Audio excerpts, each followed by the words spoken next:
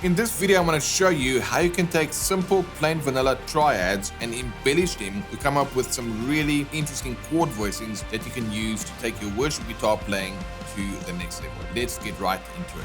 Hey guys, my name is Jacques here from worshipguitarskills.com, and in the last two videos, I played some parts to kind of show you some interesting chord voicings that you can use to spice up your playing. Let's go ahead and cue that section of the video right now, and then afterwards I'll come back and show you exactly not only where those voicings come from, but how you can come up with a host of different voicings simply by embellishing basic triads.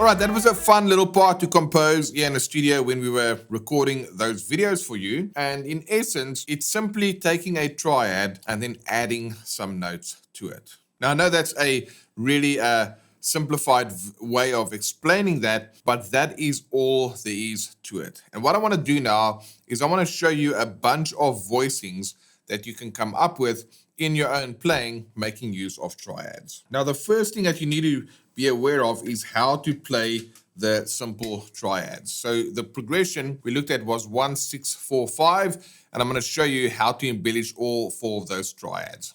Now, if you just start with the 1 triad, which will be a G, or this. That's G. Then we had E minor.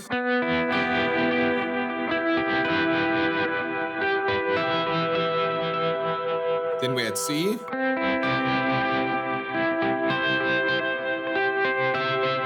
And then we had D.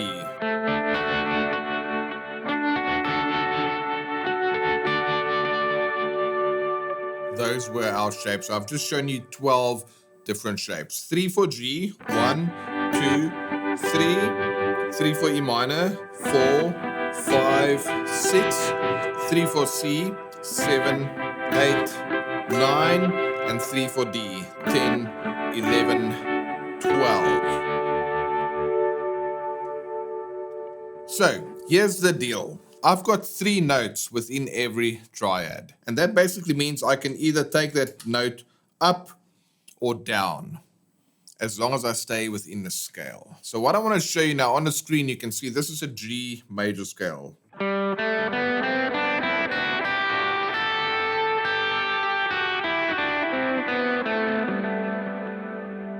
Alright, it's G, A, B, C, D, E, F sharp, G, and I can play the A there as well. That's my scale. So what I'm going to do through a series of events, as you're about to see, I'm going to take my simple triad and I'm going to give it some power boosts or some upgrades along the way.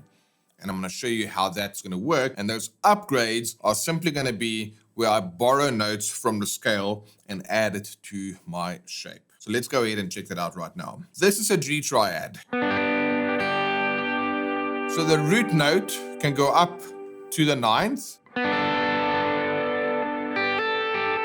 which is G to A, or the root note can go down to the major 7th, which means I can either get G triad or G add 9 or G major 7 back to a G. So you see what's happening there. Because of my scale, my root note can either go up 2 frets to the 9th or down 1 fret to the major 7th, which gives me these shapes.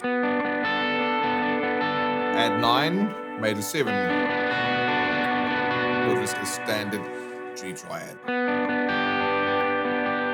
Nice and simple.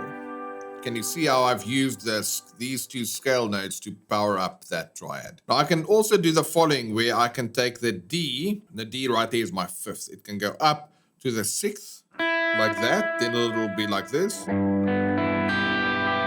me a G6, or I can take the D down to the C, but in this case, we're gonna play the C down there. So now it'll be this G add 4. Really interesting sound. So instead of a normal G, I can get G6 or G add 4 back to a normal G. So now I've added in the E note as well as the C note that I've replaced the D note with. And then finally, this right here is my 3rd. Now the 3rd can go up to the 4th, then it's a sus4, or it can go down to the 2nd, then it's a sus2, back to G like that. So what I'm going to do real quick is I'm going to move this all up to A, so I can play the A pedal tone and you can hear what that sounds like. So here we have a normal A. A add 9. A major 7. Back to A. Or A6. Or A add 4. Back to A. Or A sus4, A sus2, back to A. So taking this one shape, I've just given you 6 new chords. So instead of playing A, you can have A add 9, A major 7, A6, A add 4, A sus4, or A sus2. All right, your mind should be blown not because this is fancy, but because it's so simple that you can get all these really interesting chord voicings from. And if I wanted to play that in E,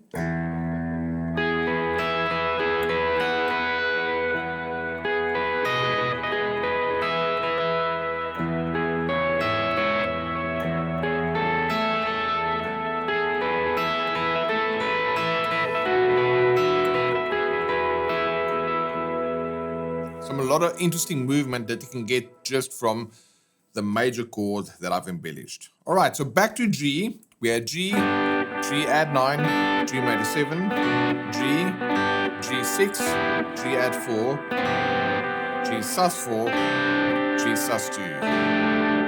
That was my 1 chord. The next chord we had was the 6th chord, was 1, 6, 4, 5, which means E minor. Now, I'm going to do the same. I'm going to upgrade and power up these triad voicings with additional notes, all coming from the same scale, but this time played over E minor. That basically means if we start over here on the highest note, I can take up the 3rd, the minor 3rd in this case, 2 frets. It's going to give me E sus4, or I can take that minor 3rd down 1 fret, and then what that's going to give me is I can E sus2. So I'm taking this E minor to sus4 to sus2, back to E minor.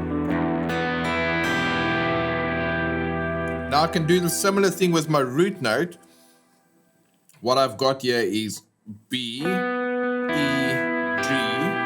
Now this one will be a little bit of a stretch if I wanted to play it as a root note to take that up to the F sharp. So I'm not going to do that one as a stretch because it'll just be a little bit too uncomfortable to play. But technically speaking, you can take your root note up to what that would be the 9th right there. And then if you wanted to keep the other two notes the same, of course, it'll be B, F sharp, and G. But the B, the F sharp, and the G, they are so close to each other that if you move it to another place on the neck, like B, F sharp, and G,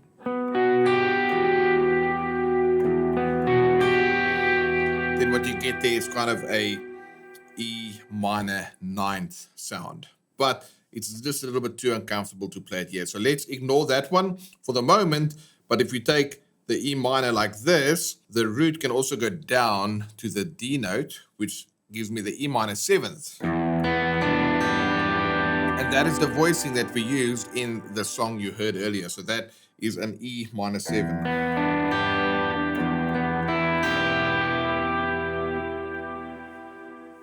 Now I can also take my lower note, which is the B note, and if I take that up, it's going to give me what's known as, this is a flat 6, which is a little bit of a ominous sound, so it's not something that you want to use. So you can ignore taking the 5th up to the 6th.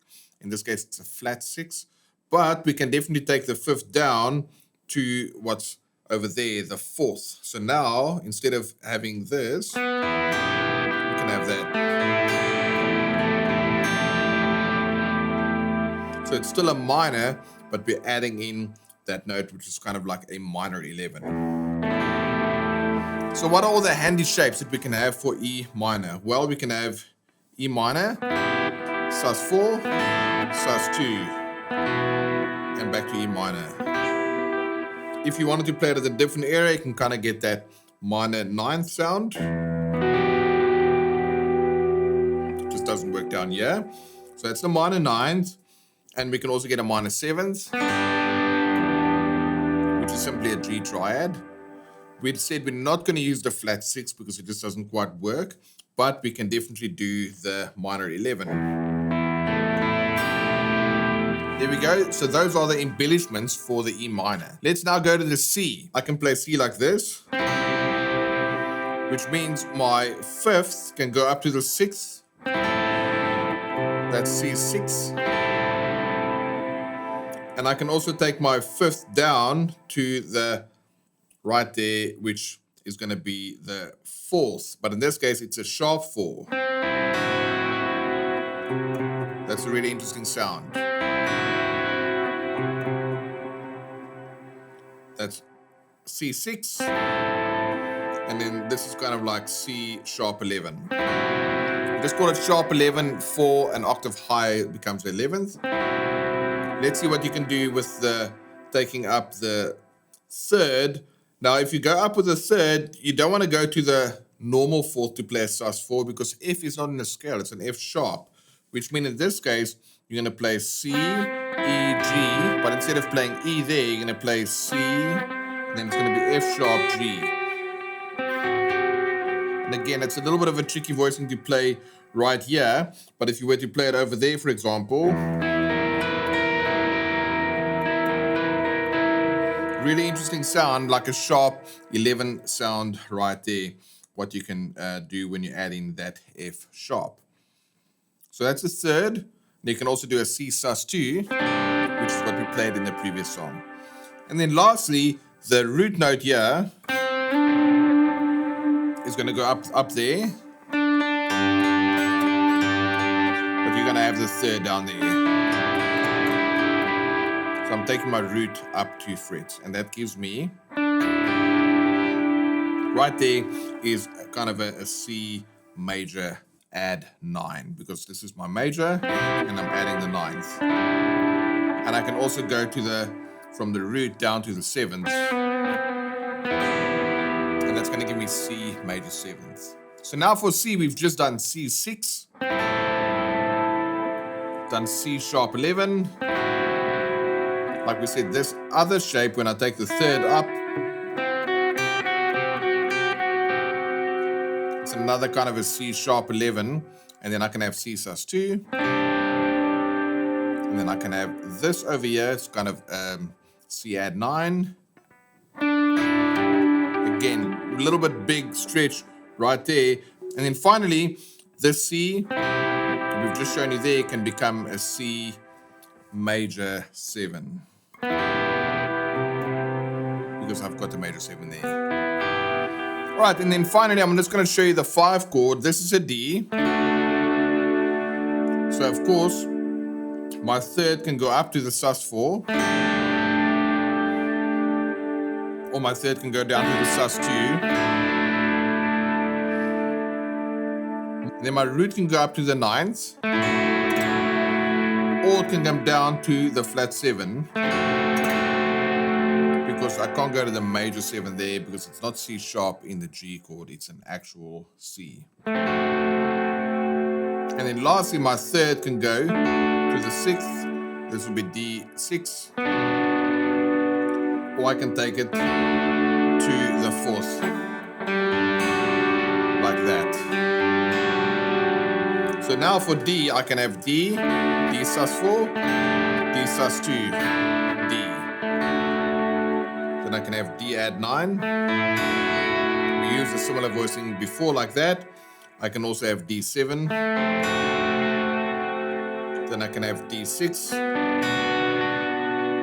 And when I play it like this, I can also have a D add 4.